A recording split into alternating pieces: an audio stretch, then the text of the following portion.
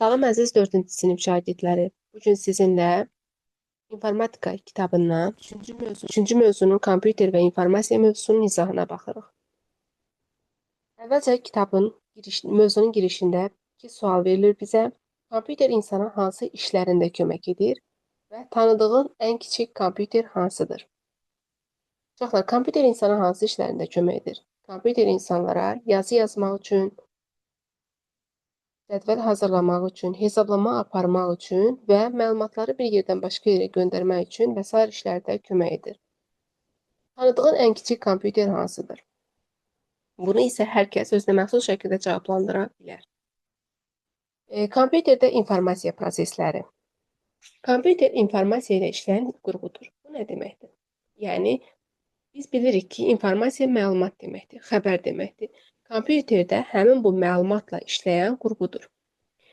Məlumat kompüterə giriş qurğuları vasitəsilə daxil edilir. Daxil edilmiş informasiya kompüterin yaddaşına yazılır. Yaddaşdakı informasiya emal olunmaq üçün prosesora ötürülür. Prosesor informasiyanı emal edir və nəticədə alınan yeni informasiya da yaddaşda saxlanılır. Bu nə deməkdir? İnsanlar necə ki, ətraf aləmdən müxtəlif duyğu üzvləri vasitəsilə informasiya alırıq. Yəni, insan informasiyanı gözləri, qulaqları, burnu, dili və dərisi vasitəsilə alır. Gözləri vasitəsilə görməklə, qulaqları vasitəsilə eşitməklə, dili vasitəsilə dadmaqla, burnu vasitəsilə qoxlamaqla və dərisi vasitəsilə hiss etməklə. Eyni zamanda insan informasiyanı yaddaşında, yəni beynində saxlayır və müəyyən müddət sonra həmin o informasiyanı biz başqasına ötürərkən müəyyən dəyişikliklər edirik onun üzərində. Yəni, bəzən ola bilər ki, öyrəndiyimiz informasiyanın müəyyən hissəsini unuda bilərik və yaxud da öyrəndiyimiz hansısa dərsi öz sözlərimizlə əvəz edib o formada danışa bilərik və bu emal prosesi adlanır. Yəni, görürsünüz ki, kompüterdə insana bənzər bir qurğudur. Sadəcə olaraq kompüterin başa düşdüyü dilə informasiyanı çevirmək üçün prosesordan istifadə olunur. Yəni, kompüter bizim kimi insan olmadığı üçün onun müəyyən bir kod sistemi və müəyyən bir işarələr sistemi var ki, həmin işarələr sistemi ilə olan məlumatları başa düşür. Digər məlumatları isə başa düşmür. Kompüterin gözü, qulağı, burnu, dili və dərisi olmadığına görə kompüterdə informasiyanı almaq üçün giriş qurğularından istifadə edir. İstifadəçiyə lazım olan informasiya isə monitorda göstərilir. Monitor kompüterin ekranı, yəni görüntünü göstərən hissəsidir. Bu isə uşaqlar sistem blokudur. Görürsünüz, sistem blokunun içərisində qarışqalar, balaca robotlar təsvir olunub. Bu balaca robotlar məlumatları bir yerdən başqa yerə daşıyır. Bu isə təqdim etmək üçün verilmiş animasiyan rəsimdir. İnformasiya isə kompüterə görürsünüzmü, giriş qurğusu vasitəsilə daxil edilir. Klaviatura giriş qurğularından biridir. Kompüterin qurğuları bir neçə yerə bölünür. Əsas qurğular və əlavə qurğular. Əsas, yəni təməl qurğu. Kompüterdə həmin o təməl qurğular olmasa, kompüter heç vaxt işləməz. Kompüterin təməl qurğuları yaddaş və prosesordur. Bunlar da kompüterin sistem blokunda yerləşir. Sistem bloku, bax bu gördüyünüz qurğudur. Bu qurğunun içərisində belə bir ana lövhə yerləşir. Buna sistem lövhəsi də deyilir. Sistem lövhəsi və ya ana lövhə. Ana burada əsas mənasında işlədilib. Yəni, sistem lövhəsi və ya əsas lövhə. Əsas lövhənin üzərində də kompüterin vacib qurğuları, prosesoru və daxili yaddaşı yerləşir. Eyni zamanda sistem blokunda disk sürücüləri, disk oxuyucuları və sərt disk yerləşir. Uşaqlar, sərt disk kompüterin xarici yaddaş qurğusudur. Eyni zamanda kompüterin əsas qurğuları, kompüterin 4 əsas qurğusu var. Monitor, siçan, klaviatura və sistem bloku. Hansı əsas qurğular var? Monitor, siçan, klaviatura və sistem bloku. Sistem blokunun içərisində isə ana lövhə yerləşir. Ana lövhə üzərində prosesor və daxili yaddaş yerləşir. Sistem blokunun içərisində və yaxud da üzərində nasılardır deyə soruşsa, lövhə, disk oxuyucuları və sərt disk deyə cavab verirsiniz.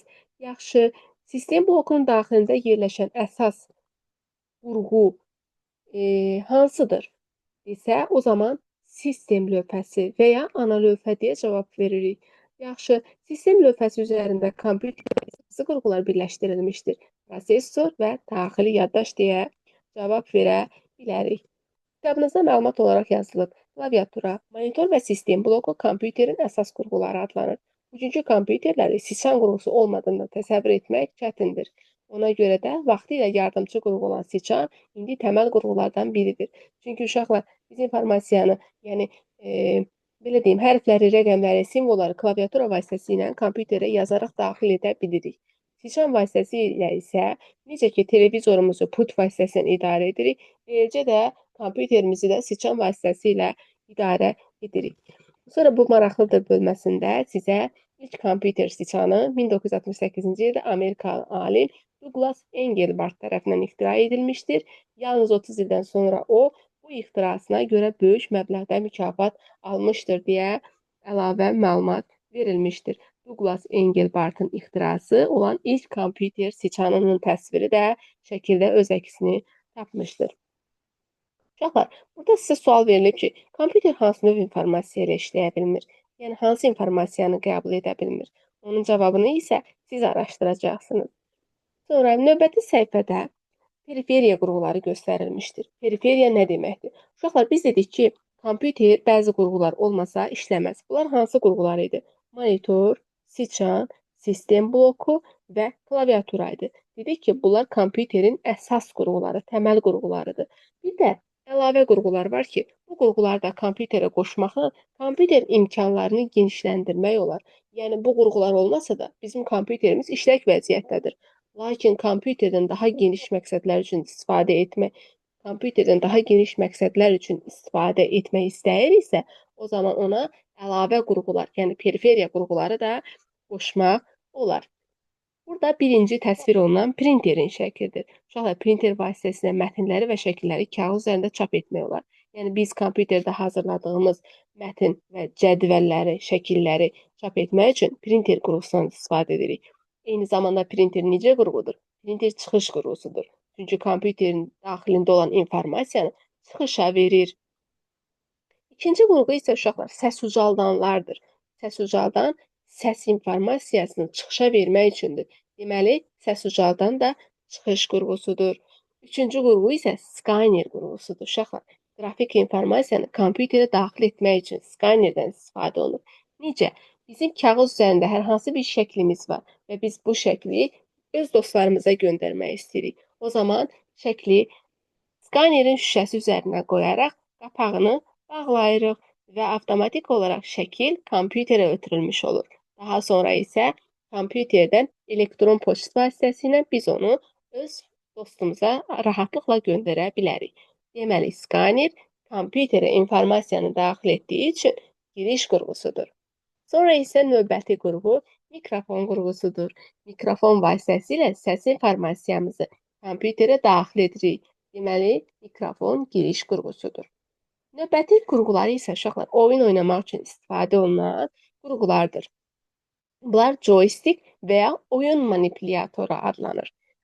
Bunlar da eynən siçanın funksiyasını yerinə yetirdiyinə görə giriş qurğusudur. Yəni, siçan vasitəsilə necə kompüteri idarə ediriksə, eləcə də joystick və oyun manipulyatoru vasitəsilə kompüterdəki oyuna müəyyən komandalar verib, müəyyən əmrlər. Bu qurğular da daxil etmə, yəni giriş qurğularıdır.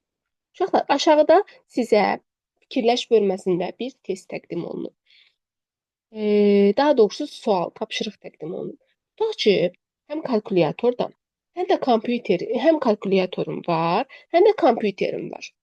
Ev tapşırıqlarını fikirləş ki, onları yerinə yetirmək üçün təkcə öz beynin kifayət eləsin. Elə tapşırıqlar fikirləş ki, onları yerinə yetirmək üçün öz beynin kifayət etsin. Sonra B variantında deyir, kalkulyatordan istifadə edilsin. Elə tapşırıqlar fikirləş ki, onları hesablamaq üçün kalkulyatordan istifadə edilsin. Və C variantında deyilir, elə tapşırıqlar fikirləş ki, onları kompütersiz yerinə yetirmək qətiyyən mümkün olmasın. İndi siz düşünün və buna aid hərəsinə aid bir nümunə yazıb tətbiq edin.